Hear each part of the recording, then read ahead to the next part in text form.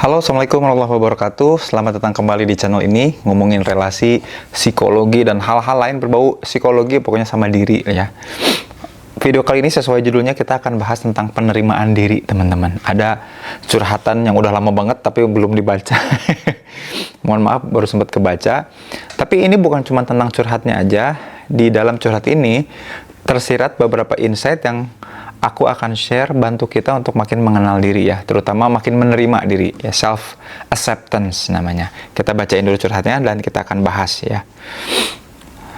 Assalamualaikum Kang Zen, semoga sehat selalu.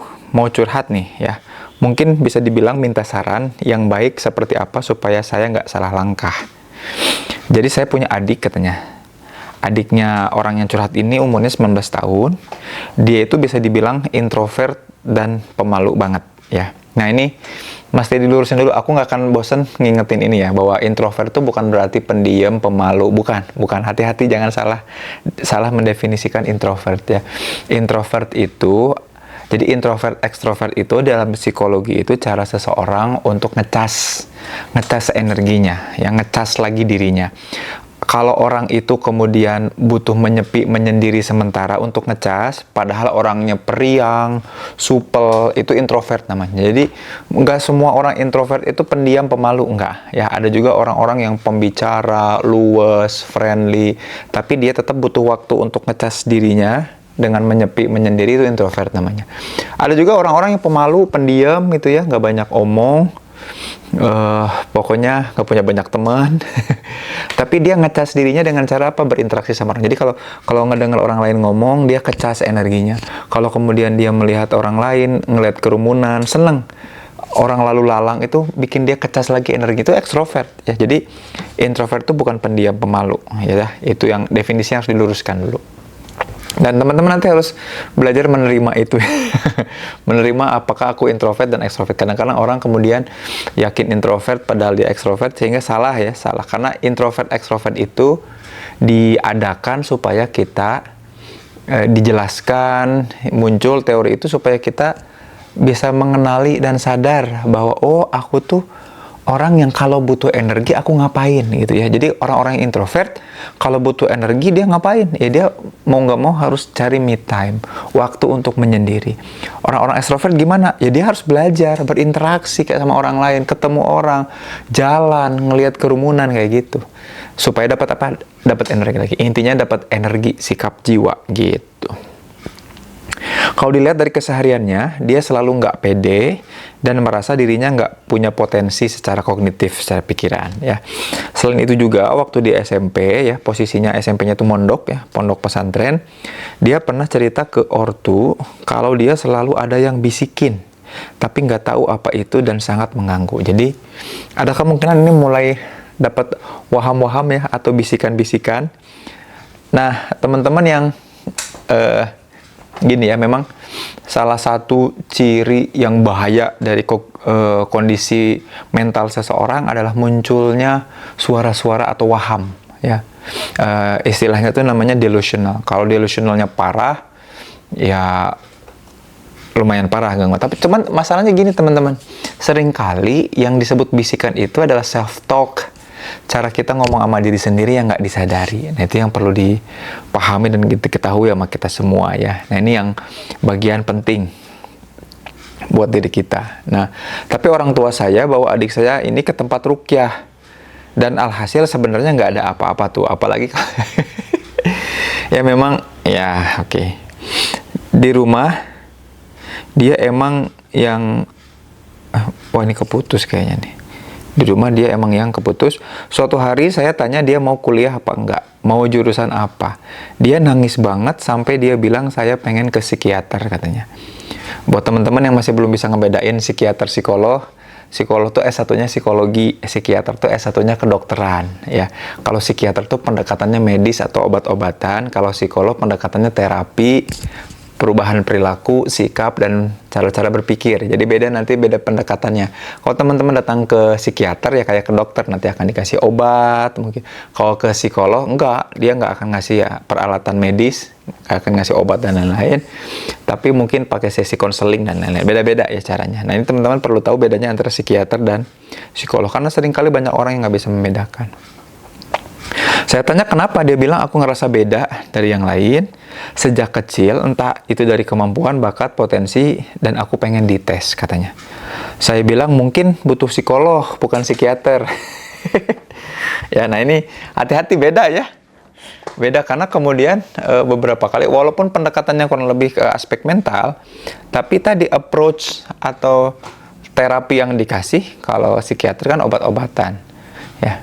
Walaupun sering nge-refer sih sebetulnya kalau psikolog, ternyata ini sesuatu yang kayaknya tidak dalam kendali, mesti terapinya medis, ada hubungannya sama faktor fisik, dikasih ke psikiater. Kalau psikiater bilang, ini kalau dikasih obat kayaknya malah bahaya, dosisnya nggak pas, mending terapinya terapi kognitif, terapi perilaku ya, di-refer ke psikolog. Biasanya seperti itu ya. Dan saya sendiri bingung apakah adik saya ini harus ke psikolog dulu atau ke psikiater dulu. Nah, ya periksa aja ke yang paling dekat, yang paling terjangkau, paling murah sebetulnya ya. Jadi teman-teman nggak usah ambil pusing, aku ke psikiater dulu atau psikolog dulu. Psikiater dan psikolog sama-sama sekolah, pasti orang-orang yang sama-sama pinter.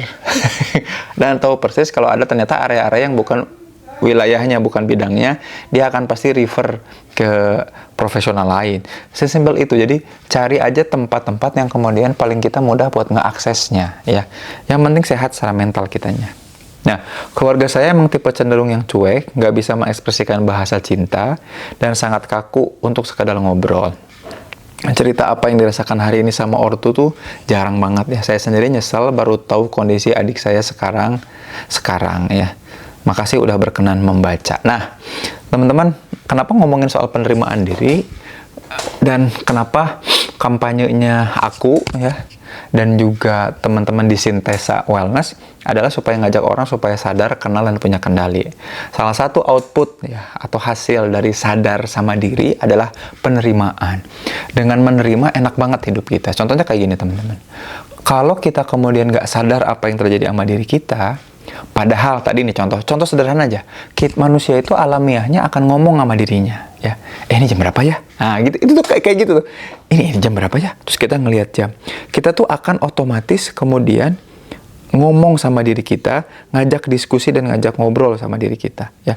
Nah, obrolan-obrolan ini kemudian yang membuat diri kita tuh makin matang dan mapan secara apa? Secara pikiran, secara mental. Kenapa? Karena diri kita mengevaluasi diri kita. Dikasih cara untuk making sense the world.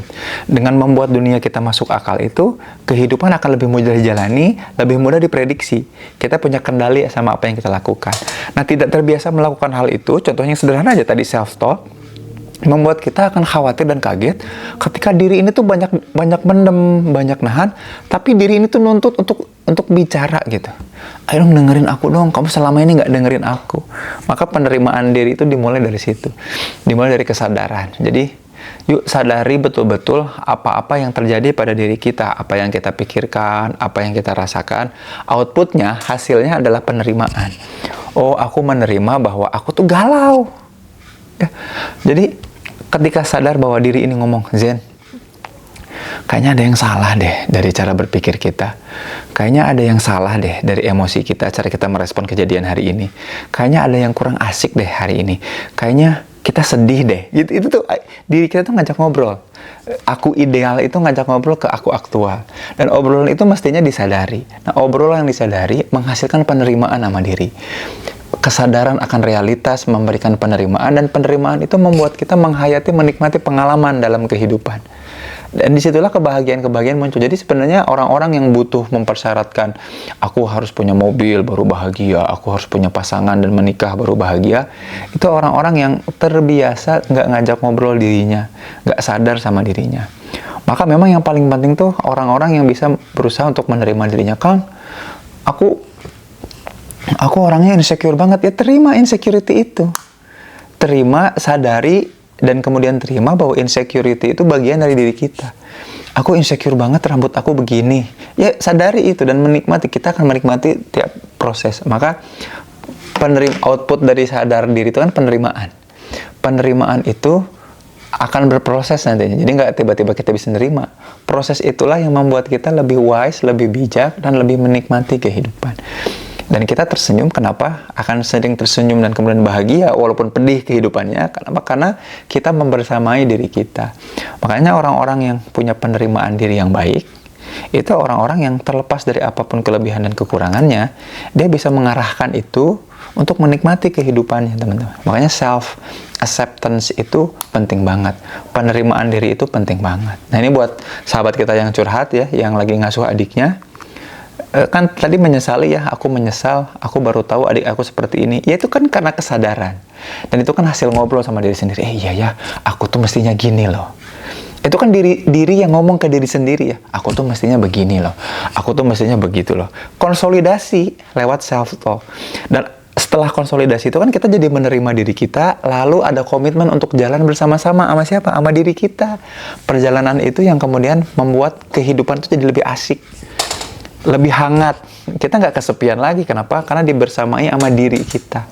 Nah, seringkali orang tuh yang kehilangan dirinya karena bukan berarti dia nggak punya temen, nggak ada yang suka dan sayang sama dia. Bukan, dia nggak bisa menerima dirinya. Akhirnya semua yang orang lain lakukan dianggapnya salah, dianggapnya kemudian mengisolasi, dianggapnya membuat dia terjerumus dalam kesepian. Maka penerimaan atau self-acceptance ini penting. Yuk kita mulai berproses menerima diri kita. Caranya yang pertama tuh menyadari dulu, self-talk.